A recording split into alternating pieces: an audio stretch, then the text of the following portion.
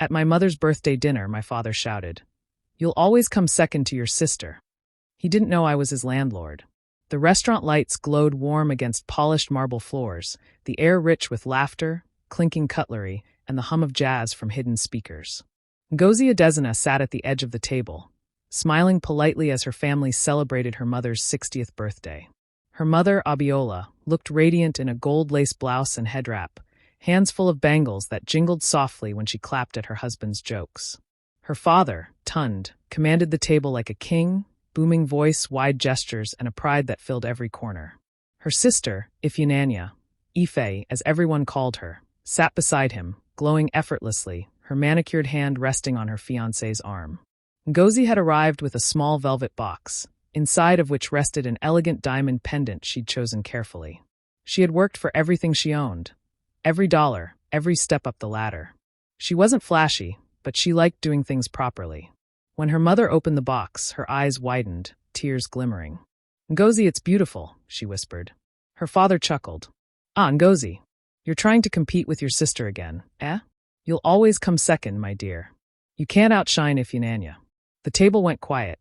The waiter standing nearby froze mid-step. Ngozi's smile faltered, her throat tightening as heat crept up her neck. Ife laughed awkwardly, brushing her hair behind her ear. "Daddy, leave her alone," she said softly, but there was no conviction in her voice. Abiola tried to mediate. "Tund, please, this is a celebration." But he waved her off. "I'm only saying the truth. Since childhood, Ife has always been the one to make us proud. Ngozi's too quiet, too soft. Real success takes boldness." Ngozi set down her wine glass, her hand steady though her chest was storming. She'd heard it all before, at birthdays, graduations, even random Sunday lunches. Always the same refrain. Ife the shining daughter, Ngozi the afterthought. She looked at her father for a long moment. His laughter rolled through the room, oblivious. He had no idea that the mortgage papers for the house he lived in bore her signature, that the rent checks he sent every month went straight to her business account under the name N.A. Holdings. The irony almost made her laugh.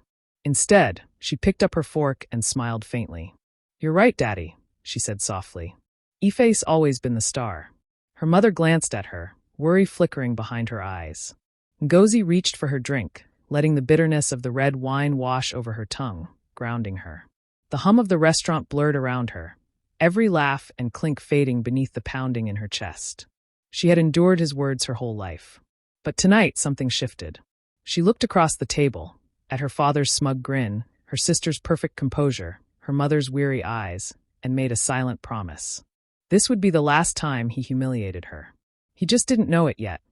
The memory of her father's voice echoed long after that dinner, carrying her back to the years that shaped her silence. In their Texas home, the balance was clear before she was old enough to name it. Ife was the child who could do no wrong. The one with shiny new things, the one whose report cards were paraded to visiting family. For every gold star pinned to Ife's wall, Ngozi got a pat on the shoulder and a reminder to learn from your sister. The pattern was constant: extra gifts at Christmas, private lessons, praise loud enough for neighbors to hear. When Ngozi brought home good grades, her father would nod distractedly. "That's fine, but look at your sister's scores." Each word quietly erased her effort, shaping her into a girl who existed only in the spaces Ife left behind. Ife didn't need to be cruel. Her confidence did the work for her. She basked in their father's admiration, rolling her eyes when Ngozi tried to speak up. Sometimes, when their father wasn't around, she'd tease gently but sharply, the way only an older sibling could. "You try too hard," she'd say with a smirk. "Dad just wants someone bold, not quiet like you." Their mother would hear the tension and sigh. "Your father just wants the best for you both," she'd repeat, smoothing over the cracks. But she never stood between them. Ngozi learned early that no one would. By the time she turned 18, the house no longer felt like home. Every corner whispered comparison. The air was heavy with expectations that didn't belong to her. One morning, without much ceremony, she packed a suitcase, left a note, and walked out. Life outside was not gentle. She started at a community college, juggling 2 part-time jobs and long bus rides. There were nights she studied under flickering fluorescent lights at a diner, whispering formulas to herself while cleaning tables. Rent was late more than once, but she refused to call home. Pride kept her fed more than food did. When she transferred to a university, She carried with her no legacy, but her own determination. While Ife's path was paved by family support, Ngozi built hers out of exhaustion and resolve. A business degree followed, then long months of job hunting that tested her every nerve. But persistence became her language. The first property she bought was small and run down, just a forgotten house on the edge of town.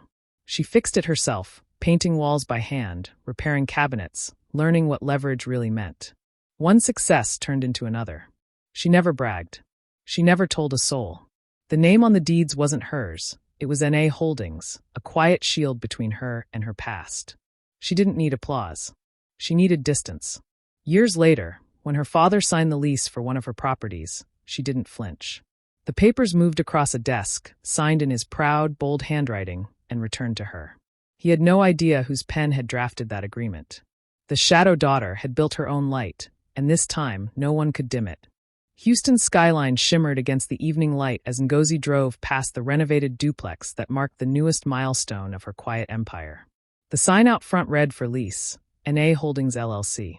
It was just another property on paper, one of many she'd built through relentless work and quiet discipline. But this one would change everything. Her company had grown steadily, each project more polished than the last. Under the anonymity of N.A. Holdings, she'd built credibility without attaching her name to anything that might reach her family. The initials were deliberate, familiar enough to sound corporate, distant enough to keep questions away. Her face never appeared on a brochure, and she let her realtor handle all communications. One afternoon, the realtor called, voice full of enthusiasm. Ngozi, I've got a potential tenant for the duplex, solid references, good income. Nigerian family, very respectable. Ngozi smiled faintly. Send me the details. When the application came through, her chest tightened. The names on the form, Tund and Abiola Adesina, stared back at her. For a moment she just stared, reading and rereading, half expecting it to change. Her parents. She leaned back in her chair, pulse slow but sharp. Of all the people in Houston, they'd chosen her property. She could have told the realtor no, could have said it was unavailable. Instead, she scrolled to the bottom of the form and signed her approval. When the lease negotiation began, she stayed silent, listening through the conference line as the realtor spoke on her behalf. Her father's voice came through clearly, commanding, certain, exactly as she remembered. $3,000 a month, he scoffed. That's too high. My family is respected. We can pay less. The realtor, polite but firm, repeated the standard terms. Tun chuckled. Tell your client that my daughter is a manager at an oil firm. We are good tenants. Unlike some people who waste potential. Ngozi's grip on her pen tightened. His tone carried the same superiority that had followed her since childhood. She's probably one of those lazy landlords, he muttered offhand, unaware that every word landed where it shouldn't. People buy property with no sense of responsibility. No wonder others succeed while some only pretend. The words burned, but she stayed quiet. She wanted to hear him, unfiltered. Each syllable peeled back the illusion that time had softened him. When the deal closed, the lease signed, and the first payment cleared, she didn't celebrate. She filed the paperwork neatly, added the property to her portfolio tracker, and stared at the address one last time. Her parents were moving into her house, paying rent to her company, sending monthly checks to the daughter they still thought was lazy. She said nothing to the realtor, nothing to anyone. Silence was her armor, patience her weapon. Every signature, every deposit, every careless insult. They were all small threads pulling together into something inevitable. Ngozi didn't need to expose herself yet. The truth would find its moment. The drive home felt endless, headlights cutting through Houston's humid night as Ngozi replayed every word from the dinner table. Her father's voice still echoed, sharp and careless, slicing through the quiet of her car. You'll always come second. The same rhythm, the same tone he'd used all her life. It followed her like a shadow she couldn't shake. Inside her apartment, she dropped her keys onto the counter and sank into the couch. The city outside pulsed faintly through the windows, but her mind was somewhere else. Back in that living room from years ago, the sound of a television murmuring while her parents thought she wasn't listening. Her father's words had been clear that night. Ngozi's soft. She'll never make it. She'd been 16, standing in the hallway, clutching a stack of books against her chest. Her mother had sighed but said nothing. That silence had done its work, lodging deep in her ribs where no one could see it. Now, years later, she realized it didn't matter what degrees she'd earned, how many properties she owned, or how carefully she'd built her independence. To him, she would always be the daughter who didn't measure up. The realization didn't sting anymore. It settled, cold and certain. She rose slowly, walked to her desk, and opened the top drawer. Folders lay stacked neatly inside, each labeled and organized. Leases, payment records, property titles, and legal notices. She traced her finger over the folder with their address, her parents' address, and pulled it out. The papers inside felt heavier than they should have, the weight of every unspoken slight resting on them. This wasn't about revenge in the loud, dramatic sense. She had no interest in shouting matches or proving herself with speeches. Words had never won her anything in that family. Facts had. Signatures had. She intended to let them speak now. She turned on her laptop, opened her property management software, and reviewed the overdue notices. The rent from her parents' account was behind again, 3 months, no payment. It wasn't much in the grand scheme, but it was enough to act. As she scrolled through the details, her heartbeat slowed into something steady, controlled. Every emotion, the anger, the humiliation, the ache, channeled into focus. She wasn't going to react with fury. She was going to respond with precision. She printed the records, clipped them into order, and set them on her desk. The documents were clean, professional, free of emotion. They carried the quiet authority her father had never believed she possessed. Standing there, looking at the evidence of her own power, she felt something shift inside her. Years of silence began to unspool. Not in tears, not in shouting, but in calm certainty. She wasn't the soft one anymore. When morning came, her plan would already be in motion. Reality would speak louder than any defense she could offer. And this time, she wouldn't need to say a single word. The knock came late in the afternoon, soft but persistent. Ngozi opened the door to find Ife standing there, sunglasses pushed up into her hair, her smile hesitant. It had been months since they'd last spoken outside family gatherings. "Hey sis," Ife said, voice lighter than her eyes. "You busy?" Ngozi stepped aside silently, gesturing toward the living room. Ife walked in, her perfume lingering behind her like a memory. She looked different, tired, thinner. The confidence that usually wrapped around her seemed to have slipped. "I just needed to talk," she said, sinking onto the couch. "Everything's been rough lately." Ngozi waited. She'd learned that silence made people speak faster. "It's Emeka," Ife continued, her voice trembling for the first time Ngozi could remember. "We're separating. He's been distant for months. I packed up and went back to Mom and Dad's place last week." Ngozi nodded slowly, watching her sister twist her wedding ring around her finger. Sympathy stirred somewhere inside her, but it tangled with something else, an old, familiar sting. Even in the middle of her own failure, Ife still had the comfort of their parents' protection. A soft landing. Always a place to go. "I'm sorry," Ngozi said quietly. It wasn't a lie, but it wasn't full truth either. Ife exhaled, relief breaking through her composure. "It's been humiliating, honestly. Dad keeps saying everything will be fine, that he'll handle things. But he's stressed too. They've been falling behind on some bills. The rent's late again." Ngozi kept her face still, her tone even. "Really?" "Yeah," Ife said, oblivious to the shift behind her sister's calm expression. "Dad's been talking about buying the house soon. He says the landlord's old and won't care much." She gave a small laugh. "You know how he is, always so sure he can talk anyone into anything." Ngozi smiled faintly, the expression practiced and unreadable. "We'll see." Ife didn't notice the subtle edge beneath her tone. She went on about the arguments, the gossip among mutual friends, the loneliness of moving back home. Ngozi listened, nodding at the right moments, her thoughts elsewhere. The pieces were falling into place faster than she expected. Her sister spoke of debts and pride, of their father's confidence that he could charm his way out of consequences. Ngozi heard only opportunity. Every detail confirmed what she already suspected, that the man who had mocked her at that dinner was now dependent on her mercy without knowing it. When Ife finally stood to leave, she hugged Ngozi tightly. "It feels good to talk to you again," she whispered. Ngozi returned the embrace, her expression unreadable. "Anytime," she said.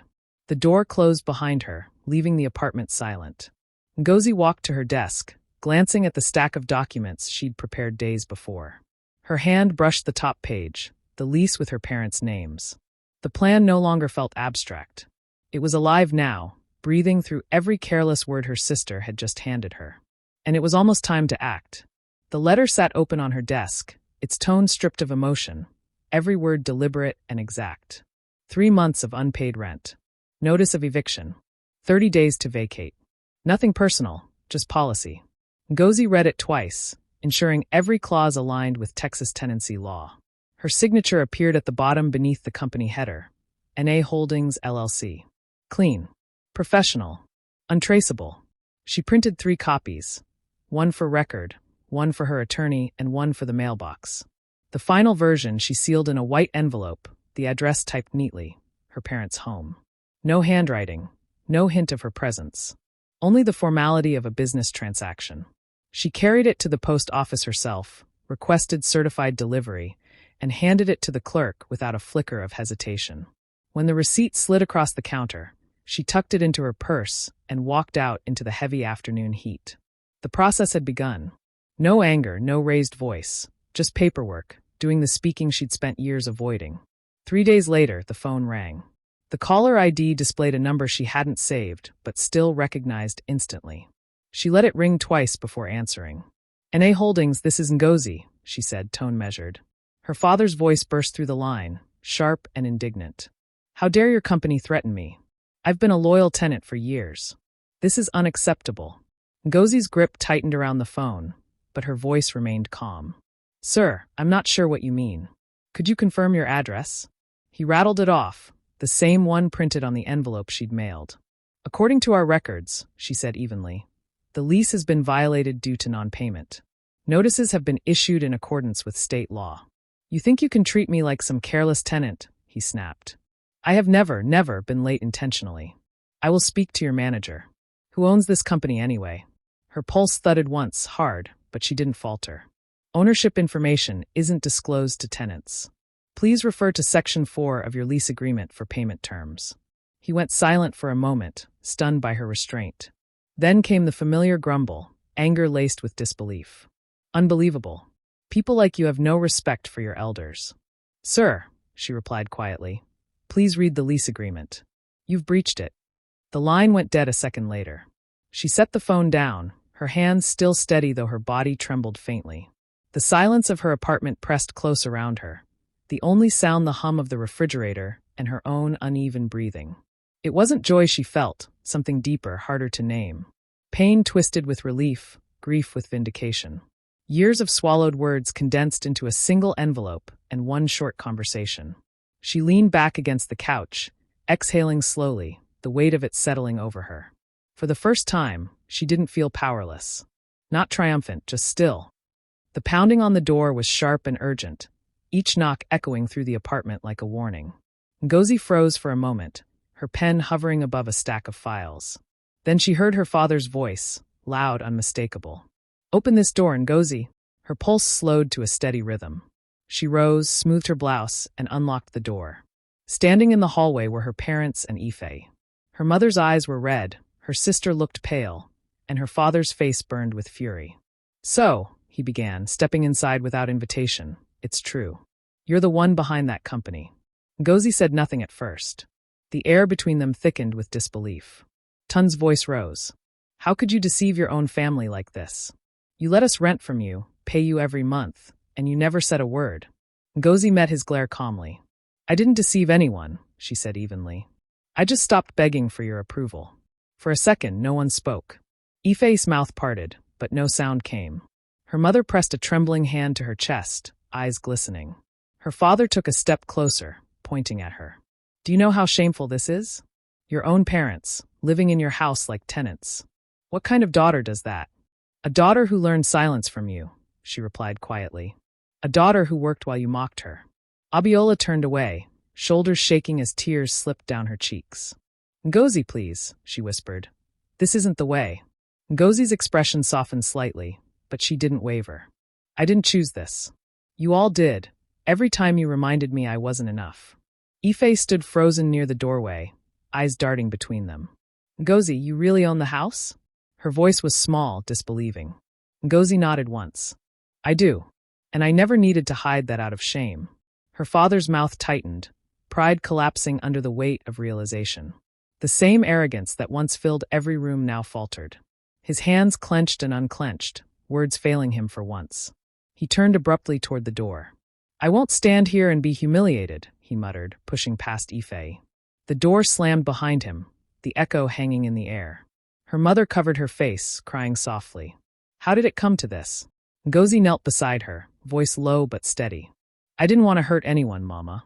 I just needed to stop being invisible. Ife finally found her voice, thin and shaken. You should have told us. Ngozi looked at her, weary but firm. You wouldn't have listened. The silence that followed was heavy but final, the kind that comes when truth strips away all pretense. When they left, the apartment was still again. Ngozi stood by the door, breathing slowly, her reflection faint in the glass. For the first time, the weight on her chest lifted. No guilt, no apology. Only power, quiet, undeniable, and entirely her own. Weeks blurred together in quiet motion. The apartment that had once been filled with confrontation returned to its usual calm, though the echoes of that night lingered in the corners. Ngozi went about her days as if nothing had changed, managing properties, signing contracts, attending meetings. But beneath the routine, something irreversible had shifted. Her parents moved out of the house without ceremony. The keys were dropped off at the realtor's office, no message attached. Word came through her property manager that the place was left spotless, almost sterile, as though they wanted to erase any trace of themselves from it. Not a single call or text followed. When she drove past the neighborhood one afternoon, she saw the windows dark and the lawn unkept. She didn't stop. Ife was the first to reach out. A short message lit up Ngozi's phone late one evening. I don't know what to say. I'm angry at Dad, but I can't abandon them.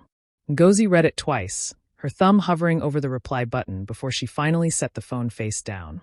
There were no words left to soften the truth between them. A few nights later, her phone rang again. This time it was her mother. The voice on the line was low, cracked by exhaustion. Ngozi, please, Abiola said softly. Forgive your father. He's not himself anymore. He doesn't sleep. He barely eats. Ngozi listened in silence. The plea wasn't new. It carried the same weight as every apology her mother had whispered over the years, apologies that asked her to understand but never to be understood. When the line went quiet, Ngozi only said, I need time. Then she hung up gently. Days passed before she checked in again, only to hear that her father had stopped going to work. The stress, the loss, the public embarrassment, each had chipped away at him until even the classroom, his refuge, became unbearable. Soon after, she heard he'd resigned entirely. For the first time in her life, the authority that had ruled her world was gone. The man who once dictated her worth now existed in the background of her success, diminished and silent. The irony didn't taste sweet. It felt hollow, like justice that had arrived too late to comfort anyone. Ife's messages continued, alternating between defense and remorse. He's ashamed, one read. He won't talk about it, but I know he thinks about you every day. Another said, Mom cries when your name comes up. Please call her. Ngozi read them all, replying to none. In the solitude of her living room, she replayed the years she'd spent trying to prove herself. Every long night, every swallowed word, every silent moment of endurance. The balance of power in their family had shifted completely, but victory felt quieter than she expected. Her world was finally her own, free from their expectations. Yet in the stillness that followed, she realized freedom carried its own kind of loneliness. The air was heavy with late-morning heat when Ngozi parked outside the small duplex her parents now rented on the edge of town. A grocery bag rested in the passenger seat beside a box of medicine her mother had mentioned once in passing. She carried them to the door, hesitated a moment, then knocked. Abiola opened it slowly. The lines on her face looked deeper, her movements slower. Surprise flickered, then softened into relief. You came, she said quietly. Ngozi stepped inside without answering, setting the bags on the kitchen counter. The place was neat but sparse, the walls bare, the furniture mismatched. It felt smaller than the home they had shared, and quieter. She began unpacking, rice, vegetables, pain relievers, tea. Her mother hovered nearby, unsure whether to speak. Sit, Ngozi said gently. You don't have to fuss. They sat across from each other at the kitchen table, a distance of years between them. For a long time, neither spoke. Then Abiola reached for her hand. I should have protected you, she whispered. When your father said things that hurt, I told myself it was discipline. But I was wrong. The words cracked something open inside Ngozi. She had imagined this conversation countless times, always with anger, never with tenderness. Now that it was real, She couldn't hold herself steady. Tears came before she could stop them, hot and unexpected. "You let him crush me," she said, her voice breaking. "And I still kept trying to make you proud." Abiola's eyes glistened. "I was afraid of losing peace in the house," she murmured. "But I lost you instead." The silence that followed was thick but gentle, not hostile, just full of everything that had been left unsaid for too long. Ngozi wiped her face and exhaled slowly. "I don't hate you," she said finally. "I just needed you to see me." Her mother nodded, squeezing her hand tightly, as if trying to make up for every year she hadn't. "I see you now," she whispered. The forgiveness came quietly, not in words but in the release that passed between them. It hurt, raw and cleansing at once. For the first time, Ngozi felt something unclench deep in her chest. When she stood to leave, she glanced toward the back room. The door was half closed, light spilling from the crack at the bottom. She knew he was inside. She could hear the faint scrape of a chair, the television turned low. But he didn't come out. Her mother followed her to the door. "He's not ready," Abiola said softly. Ngozi nodded. "Neither am I." She reached into her purse and placed a small keyring on the table near the entryway. The keys to the old house glinted against the wood. She didn't explain that it was sold, that the final paperwork had been signed a week ago. Some truths didn't need to be spoken. "Take care of yourself, Mama," she said. Then she stepped outside, letting the screen door close quietly behind her. A year passed quietly, without spectacle or confrontation. Ngozi's days were steady now, contracts, site visits, late evenings spent reviewing blueprints with a calm she'd never known before. 3 more properties had joined her portfolio, each one a small monument to everything she had built on her own. The noise that once filled her head, her father's voice, her sister's laughter at her expense, had faded into distant echoes. One morning, a thick ivory envelope arrived in the mail. The handwriting was familiar before she even opened it. Inside lay an elegant wedding invitation embossed in gold. Ifunanya Adesina and Chidi Okafor, a celebration of new beginnings. The date was circled in soft pink, and below it, a note written by her sister. "It would mean a lot if you came. Dad will be there too." Ngozi stared at the words for a long time. There was no anger anymore, just a quiet understanding of how much distance lay between them. Once, she would have attended out of obligation, desperate to be seen, to prove something. But now she had nothing left to prove. She set the invitation aside, placed it neatly at the corner of her desk, and went about her day. When the wedding day arrived, Houston shimmered under a warm evening sky. Ngozi didn't dress up or rush to any venue. Instead, she carried a mug of tea to her balcony and settled into the chair overlooking the city. The sun was slipping low, painting the skyline in gold and rose. The faint hum of traffic floated upward from the street, life continuing, unbothered by the past. She thought of her sister, radiant as always, of her mother probably fussing over every detail, and of her father, standing proud, pretending the cracks in his authority had never shown. Somewhere, he would glance around that crowded hall and wonder if she'd walk through the doors. She didn't. Her phone buzzed once, a photo from Ife smiling beside her groom. Ngozi looked at it, smiled faintly, and locked the screen. No bitterness, no gloating, just stillness. The kind that comes when you finally stop chasing validation. She leaned back in her chair, eyes following the last traces of sunlight. Everything she had ever wanted, the recognition, the peace, the freedom, had arrived without anyone's permission. Her revenge had never needed shouting or spectacle. It had come in the quiet moments when success replaced struggle, when peace replaced pleading. As the sky deepened into violet, she whispered to herself, almost like a prayer, "You don't always have to destroy people to win." She sipped her tea, the city lights beginning to twinkle below. "Sometimes," she murmured, "it's enough to let them see who you've become." The night settled softly around her, warm and unhurried. Somewhere in the distance, music drifted faintly through the air, but Ngozi didn't turn toward it. She simply closed her eyes, letting the silence speak for her, louder than revenge ever could. Do you think Ngozi was right to stay silent and let success be her revenge? Tell me what you would have done. And if her story moved you, don't forget to like, share, and subscribe for more powerful stories like this one.